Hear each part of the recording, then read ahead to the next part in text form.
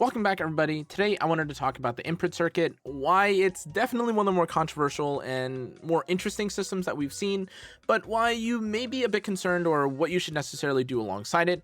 I do want to point out, however, that of course, the system is subject to change and they've already made changes to it as of the time of this recording. But I did want to point out and highlight some of the more impactful things that you can get from this and why you should definitely be using it right now, at least until another change, I guess, happens for it for Smilegate or on Smilegate's end. Without further ado, though, let's explain and break down everything you need to know about the Imprint circuit.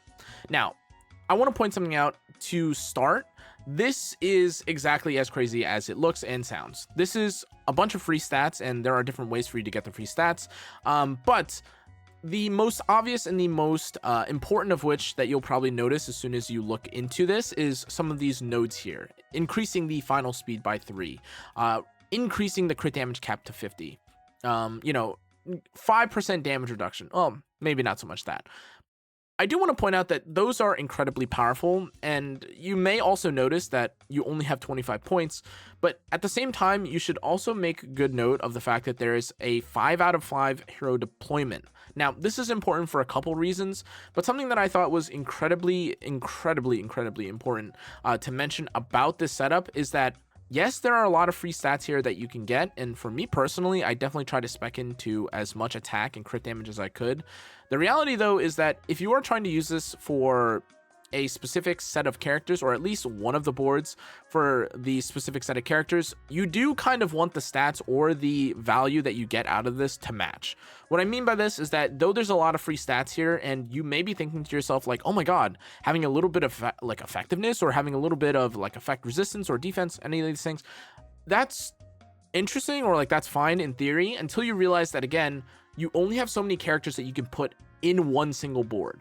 Now, that does lead us to the second part, where once you activate or once you have access to the Fragment of Resonance, you can get a second board. And again, the amount of value that you get from here by itself already looks incredibly insane.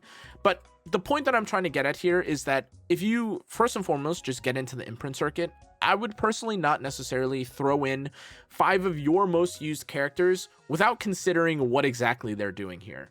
Now, I do also want to point out that for the moment, I do not have access to these Radiant Mana Crystals, and though I've been looking around a little bit for them, as far as I understand, unless if this is something that you get way later in the Imprint circuits, this shouldn't be available, or it should be available maybe later on once you get access to, or like you're further along and maybe something like one of these shops. I simply cannot tell where it is at the moment. If it's something that you just get later and I'm missing it, I apologize, but from what I understand, people shouldn't necessarily have access to these final breakpoints yet, and same thing or something similar should be the case for Fragment of Resonance, unless, again, I apologize, I'm missing something from a story and I haven't done quite yet.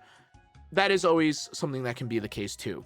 I do want to point out, though, however, again, in terms of who you use here, I personally have only taken the characters that would benefit from having something like attack, crit damage, etc., with the exception of some characters like Renak, who unfortunately kind of have to jiggle between the two. This is also the case for Shepherd of the Dark Diana or Diane, who doesn't. Oh, well, my game reset. In any case, my point being, though you may not. Oh, and I. All right. In any case, my point being, you can't necessarily, or you aren't always going to be able to. All right. Very. Okay. Interesting. Straight during recording. Anyways, my point being, you obviously don't want to do the imprint or the imprint circulation on characters that don't mix and match here. I've seen a few people try to only fixate on something like attack, or only try to fixate on effect resistance or effectiveness, and or they'll want it because they want their opener to be much tankier or much bulkier, have more effectiveness. This just isn't the case, and for what I've seen so far, some of the greatest value that you can get out of this is either from making your damage characters do even more damage, or from making your bulkier characters a bit bulkier. Now, that sounds self-explanatory and obvious, which I understand, but one of the things that I think is pretty important to consider here is, again, how much you actually get in terms of value, right? The main thing here, again, being that, When you take a look at how much value you get from these stats here, these are stats that are added to your base stats. These aren't added at the end where you get something like 300 attack or like 100 attack. And even though it's been nerfed and it's not nearly as insane, these are still stats that, again, will affect your base stats on these characters. For reference, I triple S'd Renak, and I was considering bottling Discreet Hands because of how insane Renak is, because for the longest time, I felt that my Renak just did not kill. However, with this artifact, or with this imprint circuit system, I am like pretty well into killing a lot of characters that need to get one shot, including the free rens, when of course I'm not fighting against some mitigation of some sort. But even for things like damage, you can very much see the difference, or you could especially before, tell the difference between something like a top model Lulika one-shotting and not one-shotting.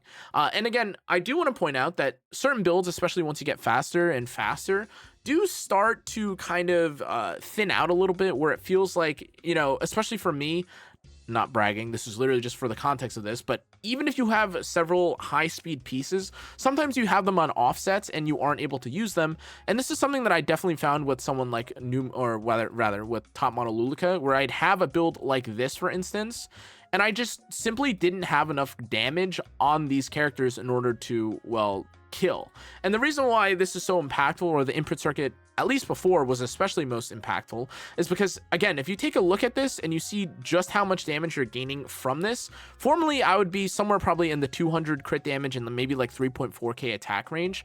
Having these additional stats, 3.6k, 225 crit damage, this is going to one-shot like a lot of characters, if not pretty much one-shot basically every boss or Runka that isn't on something crazy like like a 30,000 or like 40,000 HP. Point being, though, I think from these imprint circuit, or from the imprint circuit, I would definitely, at least for the moment, recommend you consider using or buffing your damage characters with attack here.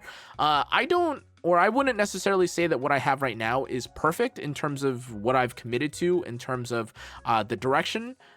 I would say that I'm maybe missing a little bit of value in terms of, in terms of where or what I can commit my points into.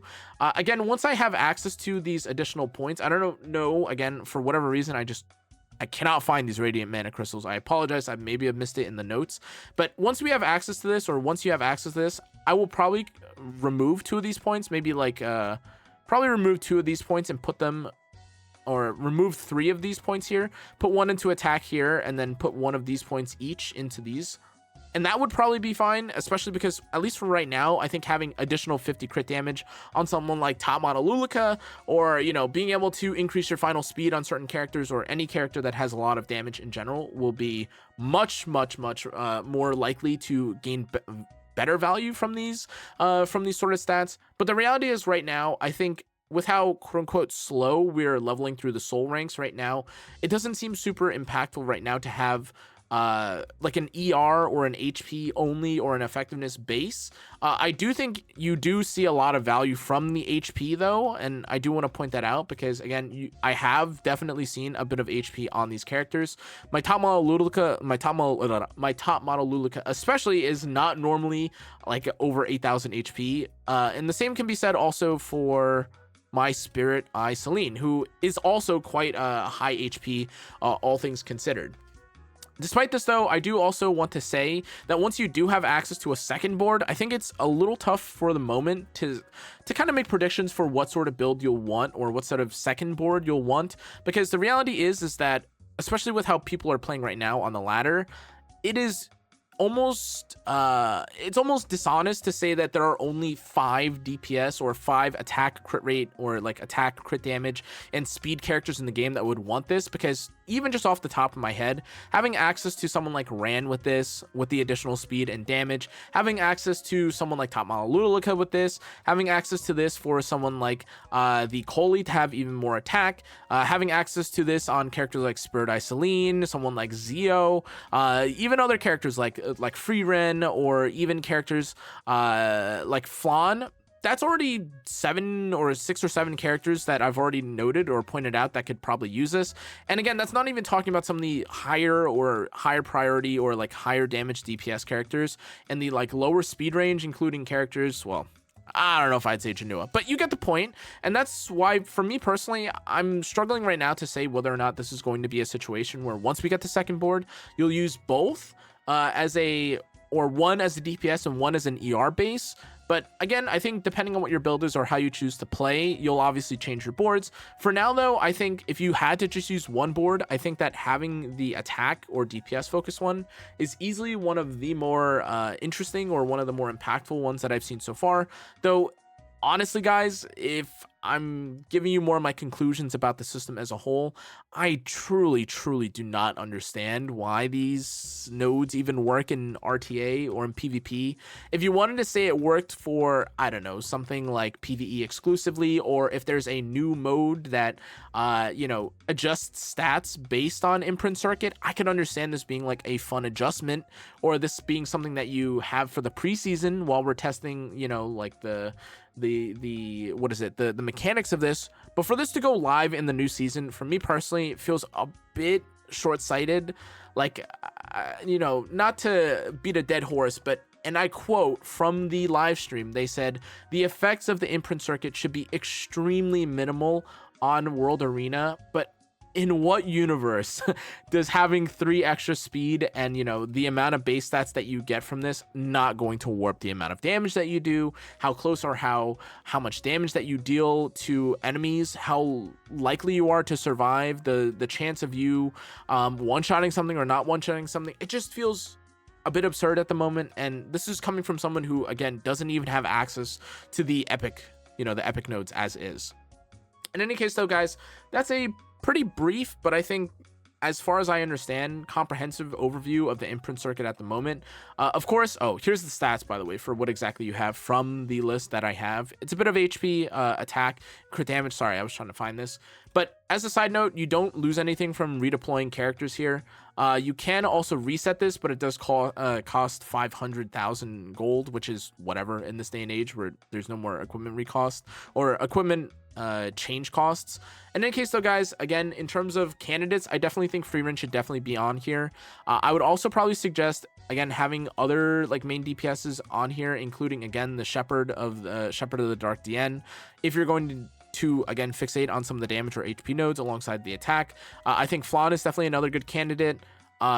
You probably know who you use the most, though, and again, if you're playing like more slow, I can imagine people putting on things like Abyssal Euphine, or even some of the other characters, including, again, the Commander Pavel, if you're really trying to solidify a kill, alongside basically, again, any other DPS that you can imagine, especially if you're using it in PvP. If you're going to be using this for content like PvE, though, I definitely think that putting this on characters like Strays and Watcher Shuri is also a pretty good idea, alongside a character like Genesis Ross, both for PvP and PvE if you're using them for whatever reason, as he's also an incredibly good multi-situation or multi-fight sort of character.